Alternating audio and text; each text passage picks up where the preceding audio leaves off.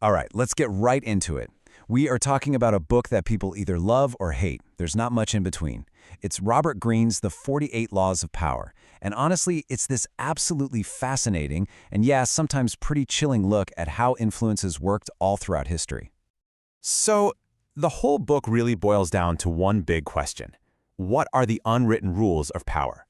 And just to be clear, this isn't a self-help book about being a nicer person. Nope. It's more like a field guide to how power has actually been used, won, and lost by some of the biggest names in history. Think of it less as a how-to manual and more as a spectator's guide to a very, very old human game. And man, it starts with a bang. Law number 1 just sets the tone for everything that follows. It's a warning that kind of goes against everything we're taught today about self-promotion, right? But history is just littered with examples of why this is the absolute number 1 rule you don't break. And let's look at maybe the most famous one. Okay, so meet Nicolas Fouquet. This guy was the finance minister for the Sun King himself, Louis XIV of France. Now, to honor his king, Fouquet decided to throw the most over-the-top, spectacular party France had ever seen. He thought, this is brilliant, what a display of loyalty. But he made one fatal mistake. He outshone the master. And Fouquet's story perfectly introduces our first power player, the courtier. See, the courtier doesn't win by being the strongest or the loudest. They win through subtlety, through careful observation, and by managing how the people above them see them. King Louis didn't look at Fouquet's party and see loyalty. He saw a rival whose wealth and style seemed to be mocking his own. And for that, Fouquet spent the rest of his life in prison. Ouch. Now, let's flip that and look at how a master courtier plays the game. Enter Galileo. He didn't just discover the moons of Jupiter, which is amazing in itself. He immediately got that a discovery is only as powerful as the story you tell about it. So what did he do? He named them the Medicean stars, after his wealthy patrons, the Medici family. Just like that, a scientific breakthrough became a cosmic tribute to their greatness. Now that is how you make the master shine. So the courtier's toolkit, if you want to call it that, is all about being smooth. It's about hiding all the hard work, making your genius look totally natural and easy.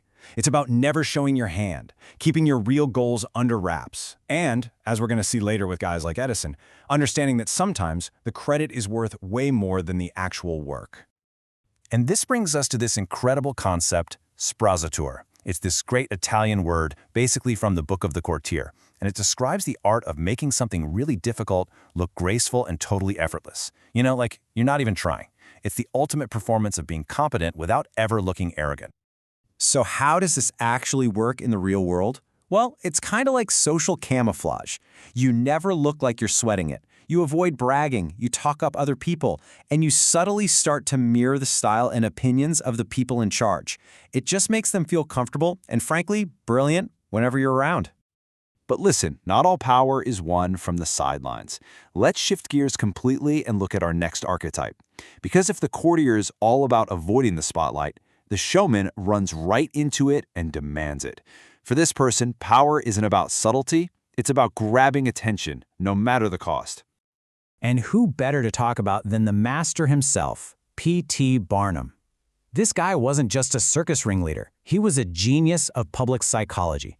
He knew that the crowd's attention was a type of currency, maybe more valuable than gold, and he knew exactly how to get it. Barnum's whole strategy was just pure spectacle. He would do anything to get people looking. I mean, one time he famously hired a guy to just methodically lay a brick on a sidewalk, walk around the block, pick it up, and do it all over again. The sheer randomness of it created a mystery that literally stopped traffic and drew huge crowds to his museum. From there, he built this cult-like following, making his audience feel like they were in on a special secret. And he totally got that making things scarce, using a little absence, only made people want to see them more. This quote, something Barnum lived by, really gets to the core of the showman's way of thinking. It's not that people are dumb.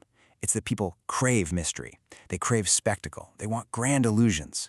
We all want to be part of a story that's bigger and more exciting than our daily lives. And the showman is the one who gives us that story. Okay, but power isn't just about managing your boss or a crowd in the moment. Our third archetype, the strategist, shows us that it's also about playing the long game. This is all about credit, reputation, and legacy. It's about understanding that history remembers the name, not always the person who actually did the grinding work. And there is no better case study than this one. Nikola Tesla was probably the more brilliant scientific mind. But Thomas Edison? He was the better strategist, by a mile. Edison famously said he didn't need to be a mathematician because he could always hire one. See, he got that his job wasn't to invent everything himself. It was to be the face of innovation, hire the best people, and then, always take the credit. This one moment just perfectly captures how ruthless the strategist can be. In 1915, word got out that Edison and Tesla were going to share the Nobel Prize. Edison's response? He refused. He would rather turn down the biggest scientific honor in the world than share a stage with his rival. For Edison, reputation was a zero-sum game. But there's a funny irony here. Because while Edison won the fame game in his lifetime, 100 years later, it's Tesla who's become this icon, a symbol of pure, brilliant genius. So it seems even the best strategists can't control the final chapter of their story. So after all that, where do we land? We've got the quiet courtier, the loud showman, and the long game strategist. And when you put them all together, this really powerful theme starts to emerge about what power really is. At the end of the day, the book's big argument is the power is almost never about who's strongest or even who's right. It's a performance. It's all about how people see you.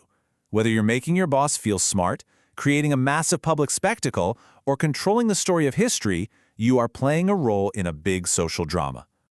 This quote from the philosopher Baltasar Gracian, who was a huge influence on the book, just sums it all up perfectly. What you hide is often way more powerful than what you show. A little mystery creates intrigue, it makes people curious, and it lifts you up above the ordinary everyday stuff. And that right there brings us to the final, really tough question. Is this book just a cynical, manipulative handbook for people with no morals? Or is it just holding up a mirror and showing us the timeless, unwritten rules of how we all interact?